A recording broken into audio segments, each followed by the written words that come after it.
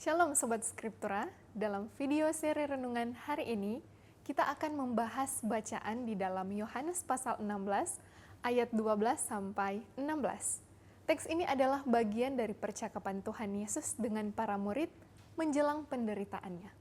Di sini Tuhan Yesus berbicara tentang peran roh yang akan menuntun umat memahami kebenarannya secara bertahap. Dan kita akan melihat teks ini melalui 3 kata kunci dalam bahasa Yunani, lalu menutupnya dengan sebuah refleksi singkat. Kata kunci yang pertama ialah aletheia, yang artinya adalah kebenaran. Dalam ayat 13 disebutkan roh kebenaran. Kata aletheia menunjuk pada kebenaran yang terbuka, tidak tersembunyi atau terlihat dan dapat diandalkan. Kebenaran ini bukan hanya mengenai hasil pemikiran manusia, melainkan berasal dari Tuhan Yesus sendiri. Roh yang diberikan bukan sekedar membawa pendapat baru, akan tetapi menyingkapkan kebenaran yang sejati. Kemudian kata kunci yang kedua ialah hodegesei, artinya menuntun atau membimbing. Kata ini dipakai untuk menggambarkan seseorang yang memimpin perjalanan. Roh kebenaran tidak mendorong umat berlari sendiri, tetapi menuntun langkah demi langkah. Ini menunjukkan suatu proses, bukan karena paksaan, dan bukan juga pemahaman yang instan. Dan kemudian kata kunci yang ketiga ialah doxasei, artinya adalah memuliakan.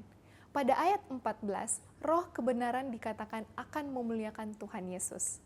Artinya, semua yang disampaikan roh selalu mengarah kepada Tuhan Yesus, bukan kepada dirinya sendiri dan bukan juga kepada manusia. Fokusnya adalah kemuliaan Tuhan Yesus yang dinyatakan melalui pemahaman umat. Refleksi yang dapat kita ambil bersama melalui teks di hari ini adalah kita melihat bahwa Tuhan Yesus memahami keterbatasan murid-muridnya. Ia berkata bahwa masih banyak perihal yang belum dapat mereka tanggung. Ini bukan teguran, melainkan ungkapan dari perhatian. Tuhan Yesus tidak memaksa umatnya untuk memahami semuanya secara sekaligus. Disinilah peran roh kebenaran menjadi sangat penting. Roh itu menuntun umat ke dalam keseluruhan kebenaran, bukan dengan suaranya sendiri, tetapi dengan menyampaikan apa yang ia dengar.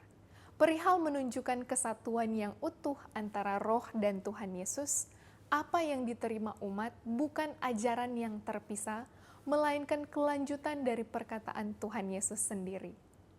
Ketika roh memuliakan Tuhan Yesus, umat diajak untuk semakin mengenal siapa Tuhan Yesus dan apa yang berasal darinya.